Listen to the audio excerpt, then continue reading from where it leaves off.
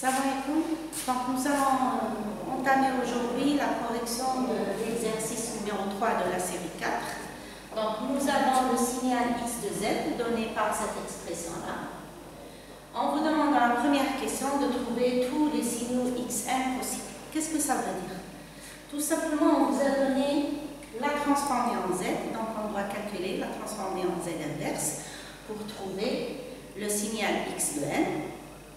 Suivant, d'accord, il existe 2 ou 3 méthodes pour pouvoir calculer la transformée en z inverse.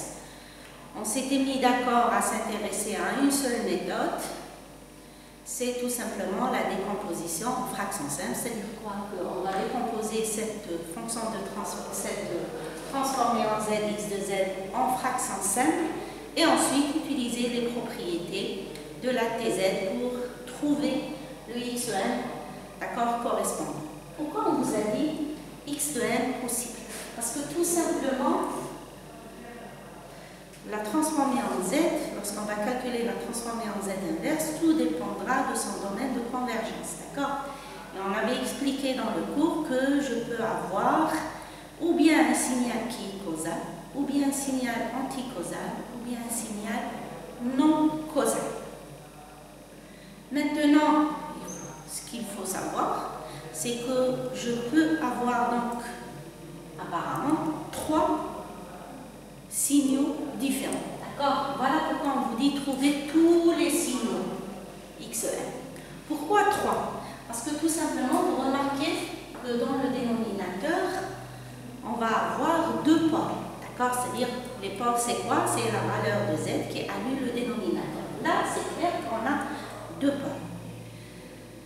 Maintenant, il faut une petite remarque, c'est-à-dire que si dans un exercice, vous avez seulement ça, là, vous n'avez qu'un seul pôle. Et à ce moment-là, lorsque vous avez un seul pôle, je ne peux pas avoir les 3 cas. J'aurai 2 cas seulement, ou bien causal, ou bien anticausal. Le cas non causal ne pourra pas être, d'accord, trouvé dans ce cas-là. Maintenant, vous allez me dire, madame, si on a plus de 2 pôles, là, lorsque vous avez supérieur ou égal à 2 pôles, c'est toujours 3 cas seulement. Causal, anticausal, non causal. D'accord? Donc, lorsque vous avez un seul pôle, c'est 2 cas possibles, causal, anticausal. Lorsque vous avez supérieur ou égal à 2 pôles, c'est 3 cas, causal, anticausal, non causal. Donc, la première étape à faire, c'est tout simplement décomposer en fractions simples notre transformée en z, x de z. Pour cela, je dois aller voir ma transformée en z et je dois la transformer en z positif. C'est-à-dire quoi? Vous remarquez ici que dans le x de z qu'on vous a donné, on a fait exprès dans cet exercice-là, on vous a donné avec des z négatifs, z-1, z-1, z-1. Pour pouvoir appliquer la décomposition en fractions simples facilement, d'accord, facilement, sans aucun problème, sans se tromper, etc. La première chose à faire, c'est transformer ça en z avec des exposants positifs. Comment on fait ça? Tout simplement, nous allons voir quelle est la puissance en z négatif qui est la plus élevée. Donc toujours, il faut aller voir le numérateur et le dénominateur, puis discuter. Alors, je regarde que dans le numérateur, la puissance la plus élevée en z négatif, c'est moins 1. Alors que dans le dénominateur, si je développe ça, la puissance la plus élevée, c'est z-2. Parce que quand je fais z-1 multiplié par z-1, ça va me donner z-1. Donc, je comprends que pour cette transformée z, la puissance la plus élevée, c'est z-2. Pour éliminer ce z-2, qu'est-ce qu'il suffit de faire quoi? Je n'ai qu'à multiplier et diviser par l'inverse. C'est-à-dire, j'ai z-2 pour l'éliminer, je le multiplie par z au carré. Mais pour ne pas changer la valeur de ma fonction x de z, donc je multiplie et je divise. D'accord? Donc, première chose à faire, c'est, je fais ça, je reprends ma fonction,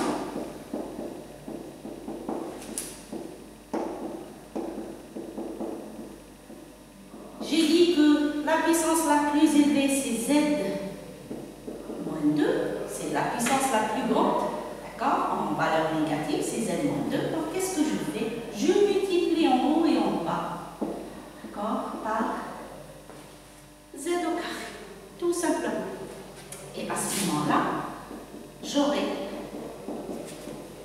là au numérateur 5z moins 1, lorsque je multiplie par z au carré, ça va me donner quoi? Un 5 fois z. Là en bas, z au carré, pour ne pas développer ensuite, refactoriser, parce que j'ai besoin de connaître mes pôles, qu'est-ce que je fais? Le z au carré, c'est z fois z. Donc le premier, je multiplie par z, et le deuxième, je multiplie par z. Donc j'aurai quoi? Un z moins 2, parce que je multiplie tout ça par z. Z fois 1, c'est z, et z moins 1 fois z, pardon. C'est z à la puissance 0.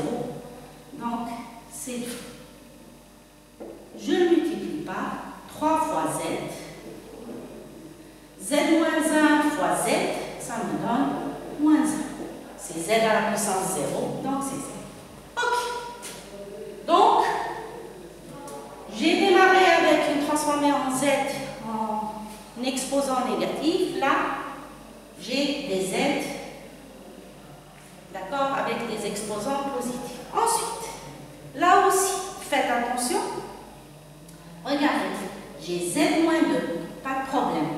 Je dirais z moins 2 égale à 0, donc z égale à 2, donc j'ai un pôle en z égale à 2. Là, j'ai 3z moins 1. Donc normalement, je fais 3z moins 1 égale à 0, donc z égale 1 tiers, donc j'ai mon pôle.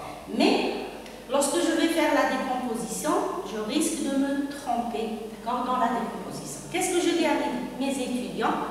Toujours, il faut toujours avoir quelque chose en z moins 1. C'est-à-dire que le coefficient de z doit toujours être égal à 1. Alors, là, pas de problème. Là, j'ai un 3. Qu'est-ce que je fais? Je fais sortir le 3. Oui ou non? Donc, je peux avoir. Si je le fais sortir ça. Donc, j'aurai quoi? 5 sur 3. Z. Le z moins 2, il ne bouge pas.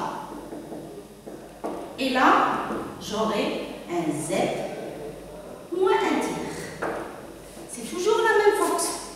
Ça ou ça, c'est la même chose. Mais pourquoi je fais ça? C'est pour que lorsque je fais ma décomposition en fractions simples, le calcul va être très simple, facile, il n'y aura pas de problème lorsque je vais calculer les coefficients, d'accord, de ma décomposition. Donc, toujours, jamais. Alors, on reprend, on continue avec notre transformé en z. Donc, on avait des z avec des exposants négatifs, on les a transformés en z à exposants positifs. On avait un 3z, on l'a transformé en z moins 1 tiers, on a fait sortir le 3. Je vous ai dit que c'est pour les besoins de la décomposition, qu'il n'y ait pas de problème lorsqu'on va calculer les coefficients de décomposition. Donc on a ça. Donc on définit une nouvelle fonction, f de z. Vous pouvez l'appeler ce que vous voulez, l'essentiel ce n'est pas x de z. Donc soit f de z égale x de z sur z. Donc ça va me donner quoi? 5 tiers 1 sur z moins 2 fois z moins 1 tiers. J'ai deux pôles simples, donc cette fonction f de z, je peux la décomposer en une somme de deux fractions simples de la forme f de z égale a sur z moins 2 plus b sur z moins 1 tiers, tout simplement. Et la prochaine étape consiste à aller calculer ces coefficients a et b. Une petite remarque, vous pouvez les appeler A1, A2, d'accord, comme vous voulez. L'essentiel, c'est de savoir les calculer. Alors, comment on calcule ces coefficients-là? On a déjà vu ça en cours, c'est déjà développé dans votre cours. On va aller voir nos pôles. C'est des pôles simples.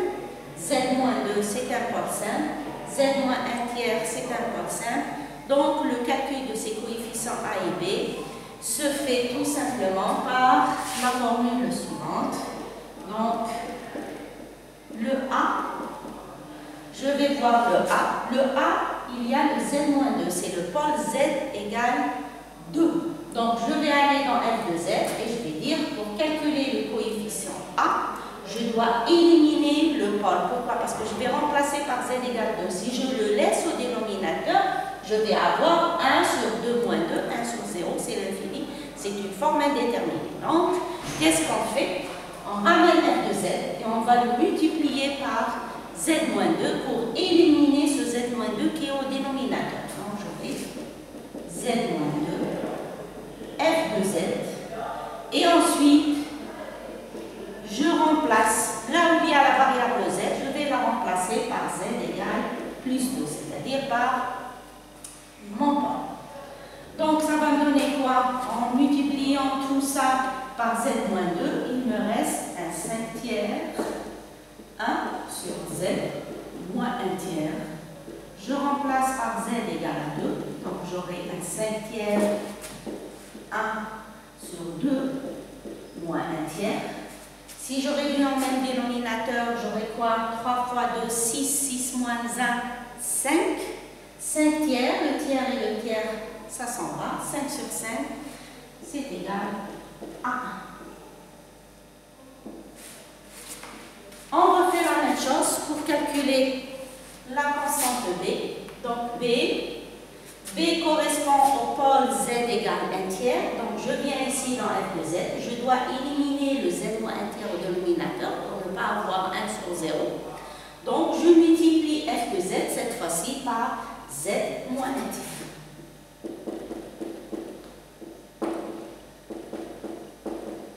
Et je remplace Z par plus 1/3. Donc j'aurai un 5/3, 1 sur Z moins 2 en Z égale 1/3. Donc 5/3, 1 sur 1/3 moins 2. Je réduis en même dénominateur, donc j'aurai 1 moins 6, c'est moins 5 sur 3, fois 5 sur 3, ça me donne moins 5. J'ai calculé les coefficients A et B, donc je remplace dans F de Z. Donc je vais avoir 1, le A, donc 1 sur Z moins 2, moins 1 sur Z moins 1/3. Ce n'est pas le F de Z qui nous intéresse, c'est le X de Z. Donc je dois revenir à X de Z. Comment revenir à X de Z? Tout simplement à partir de cette fonction. X de Z est égal à quoi? À F de Z multiplié par Z. Donc, je fais ça.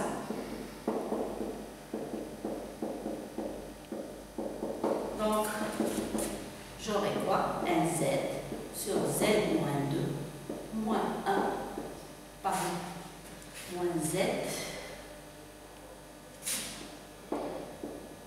sur Z moins 1/3.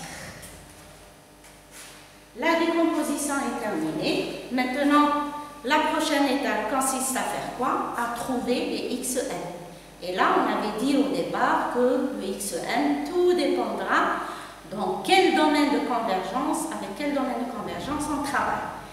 On n'a rien donné dans l'énoncé. On ne vous a pas dit soit le signal XN qui est causal, ou bien soit le signal XN qui est anticausal, ou bien soit le signal. On ne vous a rien dit. On vous a dit soit X de Z. Donc, on ne vous a pas donné la nature de votre signal, d'accord, ou bien de votre système. Et c'était clair, c'est pour ça que dans la question petit a, on vous a dit trouver tous les XN possibles. Tout simplement. Donc, on arrive à cette étape-là. Là aussi, il faut aller dans vos tables et aller chercher l'équivalent. Parce qu'on a une TZ et on doit aller chercher la TZI. Donc, un petit rappel. Si on a une transformée de la forme Z sur Z moins A, elle va me donner deux signaux possibles. Lesquels? Tout simplement, elle va me donner A à la puissance N, U à la puissance N. D'accord? Lorsque je cherche la TZI. Si quoi?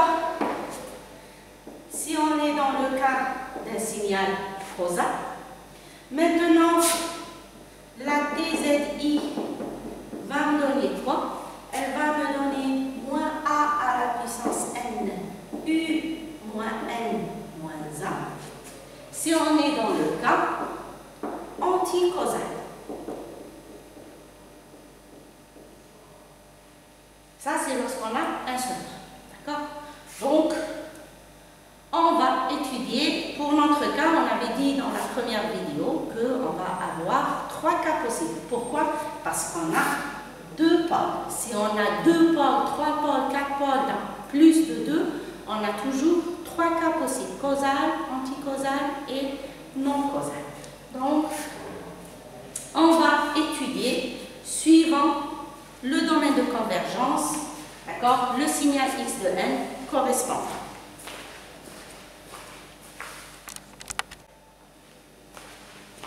Donc, on continue.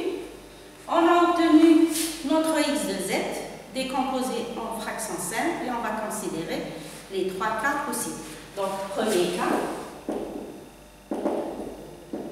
si x de n est causal. Qu'est-ce qu'on doit faire? Sans qu'on vous le demande, vous dites si x de n est causal, vous êtes obligé de donner tout d'abord son domaine de convergence. Donc, le domaine de convergence d'un signal causal, c'est quoi? C'est tout simplement l'extérieur d'un cercle dont le rayon, c'est la valeur du pôle le plus grand en valeur absolue, tout simplement. Donc, je reviens à mon signal x de z. J'ai 2 pôles, on avait dit. Le premier pôle, c'est 2. Le deuxième pôle, c'est 1 tiers. Qui est le pôle le plus grand? C'est le 2. Donc, le domaine de convergence dans le cas causal, c'est tout simplement module de z supérieur à 2. Tout simplement. À ce moment-là, je dirais quoi? Que le signal x de n que je cherche, je viens ici, j'ai quoi? Z sur z moins 2. C'est de la forme z sur z moins 1. Je suis dans le cas causal, donc ça va me donner quoi? A à la puissance n, u de n. Le a ici, il est égal à quoi? A plus 2. Donc je vais avoir 2 à la puissance n, u de n, moins z sur z moins 1 tiers, c'est toujours de la forme z sur z moins 1. On est dans le cas d'un signal causal, donc il va me donner a à la puissance n, u de n. Donc il va me donner 1 tiers à la puissance n, u de n. Deuxième cas, si x de n est anticausal. Je dois donner son domaine de convergence. Alors, comment calculer le domaine de convergence d'un signal anticausal? La même chose. Je vais aller chercher le pôle le plus petit en valeur absolue et je dirais que son domaine de convergence, c'est l'intérieur, d'accord, d'un cercle dont le rayon est égal à ce petit pôle. D'accord, tout simplement. Donc ici, je reprends, j'ai mon x de z, j'ai 2 pôles, le pôle 2 et le pôle 1 tiers. Quel est le pôle le plus petit? C'est 1 tiers. D'accord, donc je dis que le domaine de convergence, c'est module de z inférieur à 1 tiers. Et je vais calculer le x de n correspondant. Donc, je reviens à x de z, z sur z moins 2, z sur z moins 1. On est dans le cas anticausal. Donc, il va me donner moins a à la puissance n, u moins n moins 1. Donc, j'ai z sur z moins 2. Qu'est-ce que ça va me donner? Ça va me donner moins 2 à la puissance n, u moins n moins 1. Moins z sur z moins 1 tiers, je suis dans le cas causal, donc ça va me donner moins 1 tiers, U moins N moins 1. Moins, avec le signe moins ici, donc il va devenir plus N tiers à la puissance N, U moins N moins 1. Et donc, le troisième cas, si votre signal x de n est non causal,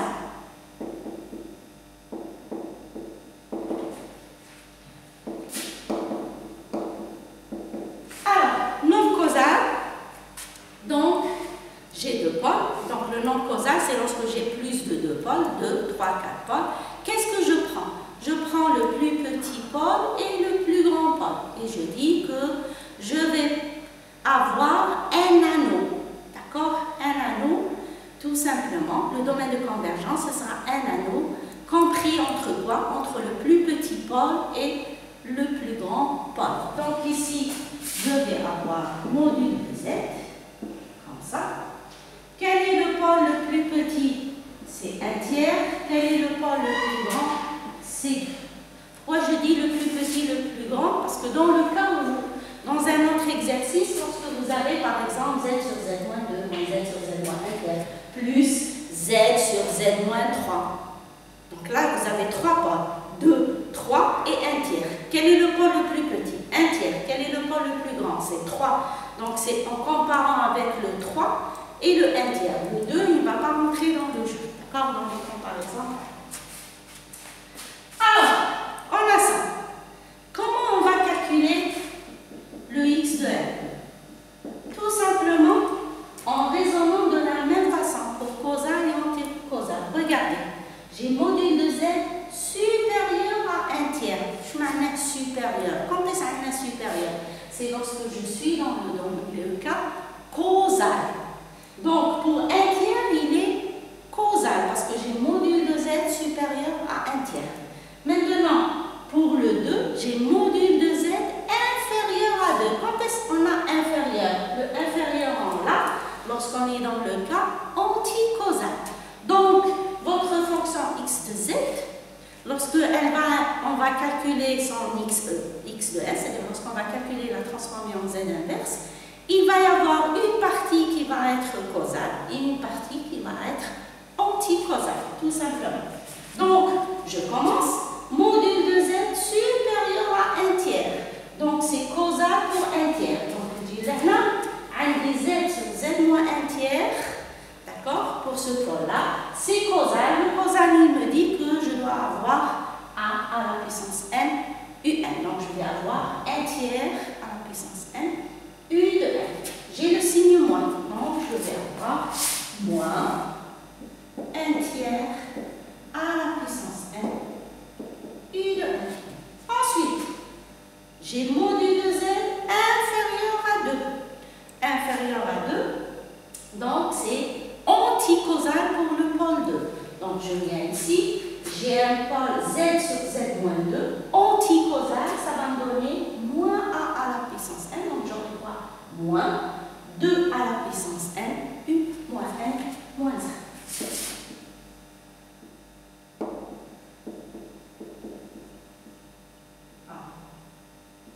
Et voilà. Donc, on vient de voir, à partir d'une transformée en z quelconque, comment on a calculé tous les signaux possibles, x de n. Donc, on avait une transformée en z avec des valeurs négatives, il fallait transformer en valeurs positives. Ensuite, on a vu comment décomposer, comment calculer les coefficients. Et ensuite, on est passé à la dernière étape, c'est le calcul de la TZI, de la transformée en z inverse, suivant, d'accord, ce principe causal, anticausal. Et bien sûr, du moment que dans cet exercice on a deux pôles, il y a un troisième cas qui s'impose, c'est le cas non causal, où il y aura une partie causale et une partie anticausale. Tout ça. Merci.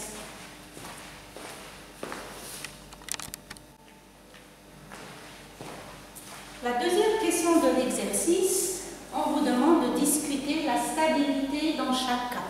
C'est-à-dire que dans la première question, on a trouvé 3 signaux différents. nous allons répondre, d'accord, pour chaque signal obtenu, est-ce que votre système va être stable ou pas stable.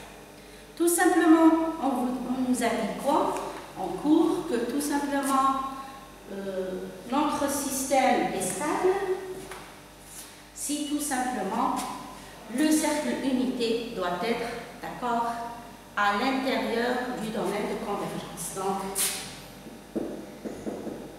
il y a stabilité si le cercle unitaire, qu'est-ce que ça veut dire le cercle unitaire? C'est-à-dire cercle de rayon 1.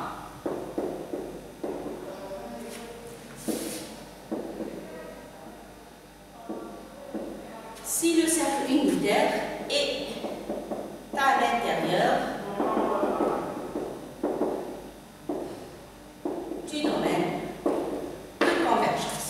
Si le cercle de rayon 1 n'est pas à l'intérieur du domaine de convergence, notre système est instable tout simplement. Donc, pour le premier cas, on est dans quel cas? C'est le cas causal. On a trouvé quoi? Que le domaine de convergence, le module de Z, c'est supérieur à 2. On voit bien quoi? Que le cercle Z égale à 1 n'est pas à l'intérieur, d'accord? Nous, on a ça. Le domaine de convergence, il est là. C'est lorsque supérieur à 2, alors que le rayon 1, il est à l'extérieur. Donc, on comprend quoi? Directement. J'ai domaine de convergence qui doit être supérieur à 2. Donc, directement, j'ai le droit de dire que j'ai un système instable. Le système, il est instable. Pourquoi? Parce que le cercle... D'accord? Car le cercle unitaire n'appartient pas au domaine de convergence.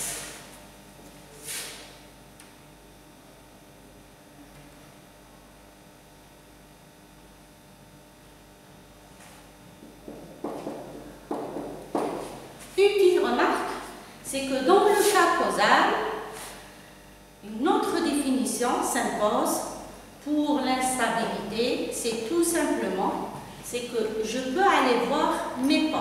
Et si je trouve que tous les pôles sont inférieurs à 1, alors j'ai le droit de dire que mon système est stable.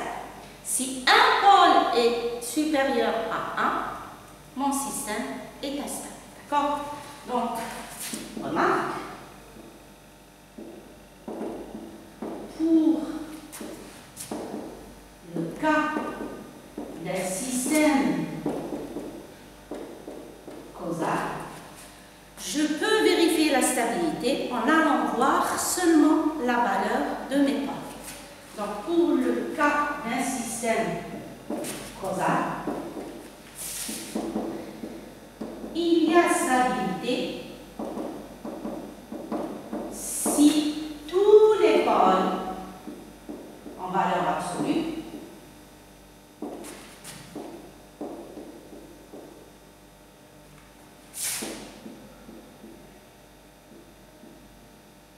sont inférieurs à 1. Tout ça, c'est-à-dire, on a stabilité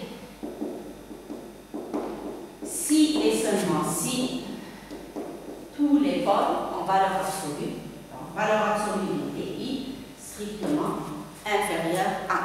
Ça, c'est dans le cas d'un système causal. Seulement, la condition. Les pôles inférieurs à 1. Si le système est anticausal ou non causal, ça marche. D'accord? La définition que j'ai donnée ici, c'est une définition générale qui marche avec le causal, l'anticausal et le non causal. D'accord? Donc, il est préférable de travailler toujours avec ça. Vous allez voir votre domaine de convergence et vous allez voir est-ce que votre cercle de rayon 1 est à l'intérieur. Et ça va marcher. Donc, on a terminé avec le premier cas. On passe au deuxième cas.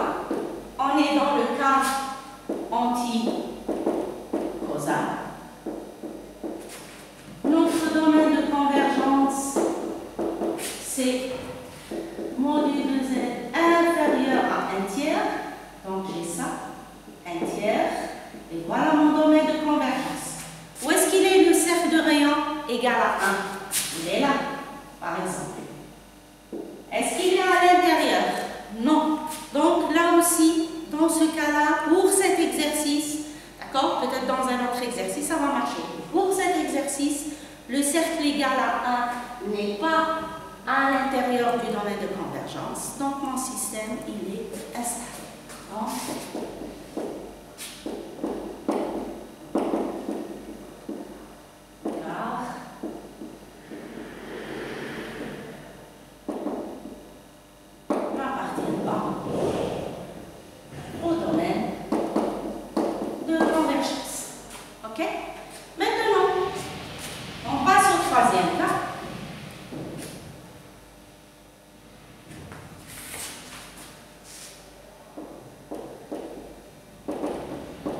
On est dans le cas non causal. Le non causal, pour cet exercice, le domaine de convergence, c'est module de Z compris entre 1 tiers et 2. On a dit que c'est un anneau.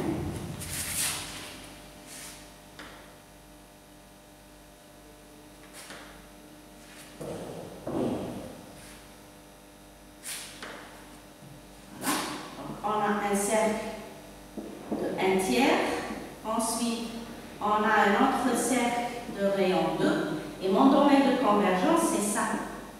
C'est un anneau prêt. D'accord? Alors, est-ce que c'est stable ou est-ce que c'est instable? Je trace le cercle de rayon 1. Où est-ce qu'il il va être? Il va être quelque part là. Le cercle de rayon 1. Est-ce qu'il est à l'intérieur du domaine de convergence? Oui. Donc, j'ai le droit de dire que pour ce cas-là, mon système, il est stable. Donc, système stable, car le cercle unitaire appartient au domaine de convergence. Donc, ceci termine notre exercice. Donc, on vient de voir que pour cet exercice-là, on a obtenu 3 signaux différents. Il n'y a qu'un seul cas où le système est stable. Pourquoi on cherche la stabilité? Parce qu'on avait dit qu'un système, pour qu'il soit réalisable, l'une des conditions, il doit être stable. S'il n'est pas stable, on ne peut pas travailler avec ce système-là. D'accord? Donc, il doit être comment? Causal et il doit être stable. Donc, vous remarquez ici que pour cet exercice-là, on est dans le cas non causal. Donc, l'une des conditions de la réalisabilité n'est pas vérifiée. Il est stable dans le cas non causal. Et nous, pour qu'il soit réalisable, il doit être causal et stable. Lorsqu'il est causal, on a vu qu'il est instable. Donc, ce n'est pas possible. D'accord? De le réaliser, ce système-là. On doit corriger, on doit changer les pôles de telle façon que pour ce système-là, en même temps, j'ai causalité et stabilité pour qu'il soit réalisable, pour que je puisse le réaliser, tout simplement. Voilà, merci. Donc, la prochaine vidéo, on passera à un autre exercice.